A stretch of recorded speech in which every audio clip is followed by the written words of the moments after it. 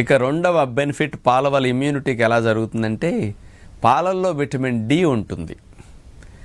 Animal products కాబట్టి పాలల్లో డైరెక్ట్గా బాడీకి కావాల్సిన విటమిన్ డి లభిస్తుందన్నమాట.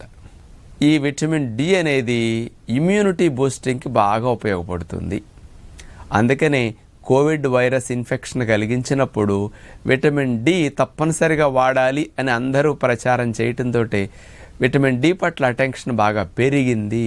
అంటే ఇమ్యూనిటీ బూస్టింగ్కి విటమిన్ సి చాలా అవసరం అన్నమాట. కాబట్టి పాలల్లో ఉండే విటమిన్ డి మనకి డైరెక్ట్గా ఇమ్యూనిటీకి సపోర్ట్ చేస్తుంది. ఇది రెండవది. మన శరీరంలో బోన్ మ్యారోలోనే ఇమ్యూనిటీ సెల్స్ అన్నీ బాగా తయారవుతూ ఉంటాయి. మరి అక్కడి నుంచి యాక్టివేట్ అయ్యి కూడా బాడీలోకి పుష్ చేయబడుతూ ఉంటాయి. మరి కొత్త రక్షక కణాలు బాగా తయారవ్వాలంటే బోన్కి